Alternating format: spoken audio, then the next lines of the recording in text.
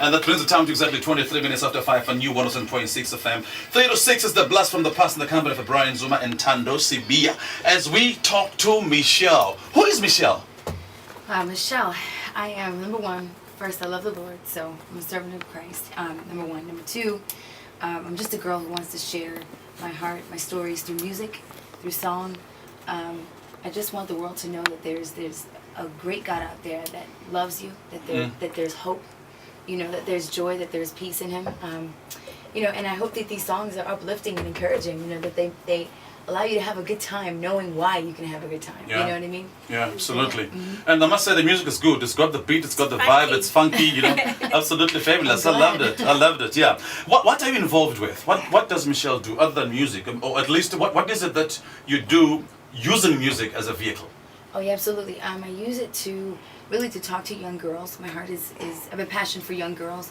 Right now I'm working on an organization called Girls United, myself and my husband, partnering on this idea, really to just kind of get girls together, connected, so that they can see that, that they are more in Christ. Their identity is more than just what they see themselves, as, wanting to be the next artist on television or wanting to follow the next, next media, personality, but to see themselves for who they are as okay.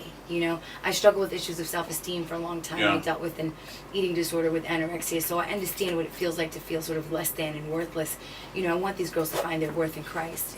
And so for me, to put artists and celebrities and people on the stage that look just like us, so that they can see it's possible to be anything that you want to be. So that's really my heart, that's my passion, and that's what I use the music as a tool. Absolutely interesting. You have this interest and passion about girls. Right. There must be something that you have seen as probably a weakness, and you think you can contribute to making these girls realize what exactly you've said in order to achieve they must become positive about themselves. The self-esteem you're referring to. What are these gaps that you saw that you thought needed to be filled in? Well, I've traveled.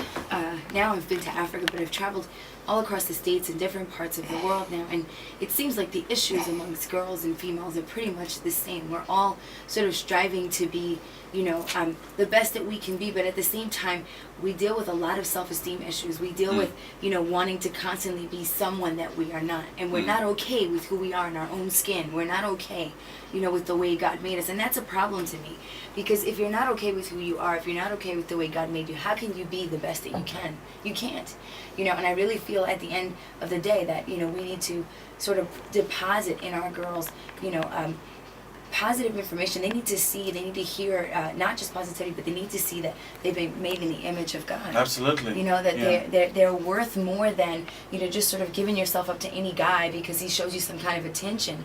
That's not who God made you to be. He made you to be more than that. You can impact your generation. You can impact your communities. God has given you so many gifts, and I feel like, we need to tap into that. And encourage our young ladies, all across the world. And I'm not just talking about girls. Really, I believe, people everywhere need to be uplifted. These are tough times, all across the world. We're facing really hard times. But I really believe the answer to all of those issues is a relationship with Christ. And that's just my personal belief. Maybe you could tell us more about the event yesterday.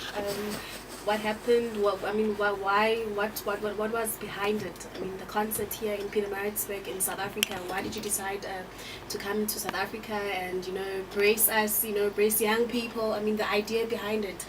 Did you achieve it as well? Yeah, I was actually headed down from Uganda, where we did a concert up there called Fat Fest, and there was an amazing crowd. 5,000 people showed up at the Chadondo Rugby Grounds, and it was a fantastic event. And we were called here by Pure Energy, and they had invited us to come while we were in the continent. And so of course I was excited to come, never having been to South Africa. I didn't know what to expect really, and I was actually pleasantly surprised. It was a beautiful event. There were young people all over that came and had a great time. Responded well to the music. I always get shocked when I meet new people for the first time. And as they're screaming and shouting, I want to scream and shout too. It's so good to meet you too. But it's been a wonderful experience. I feel like the Lord really just had His way yesterday. I was glad to be a part of it. I hope I can come back. Yeah, our country is a great country. When everybody else was saying there's no way we can host the World Cup. It was one of the most successful World Cups ever, you know. I So bet. we are there, counted among the best in the world, as it I were. love it. I love Have you it. found that the challenges in dealing with women issues have been the same all around the world, or are there specific challenges within specific areas or parts of the world? Well, you know, I feel like there are specific issues that, you know, women all across the world deal with. You know, we deal with, you know, issues with relationships. You know, we deal with issues with our children and, you know, that kind of thing.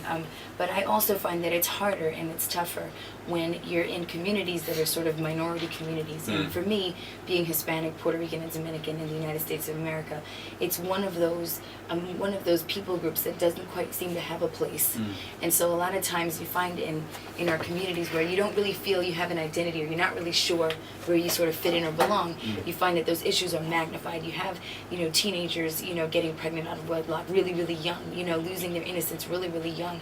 You know, you have a lack of education, and it's so concentrated. It's just a frustrating thing for me to watch. I just can't sit back and say, oh, well, you know, fix your own problems as you can. I feel that if God called me, you know, to make a difference in the world, I need to try. I need to try to enlighten people. I need to try to share the good news with them. I need to try to uplift them and encourage them. And I want to use all the gifts that God has given me to do that, you know, absolutely. spend my life serving people. Yeah, great stuff. I mean, I wish the world had more people like you, you know. we need to change this world and make it a better place to live in, you know. We just need exactly that. You're parting short then before you let you go? Say again? You're parting short. What your last words? What is it? There's a lot of youth listening out there, and they're like, wow, she's talking something that we want to hear more about, you know. What's your parting short? What would you say to them? I would say, you know, hold your head up high. You know, really, your worth doesn't come from what other people say about you. Know that your worth comes from God. He made you beautifully and wonderfully, and you're not a mistake. And you know, if you're struggling trying to figure out what you need to do with yourself, what are you going to be when you grow up, just take it one day at a time. You know, just grow, just learn, focus on being a kid, be happy being a kid, and then just wait for God to kind of reveal to you in your heart what He wants you to do, and then go for it with all you got. You know?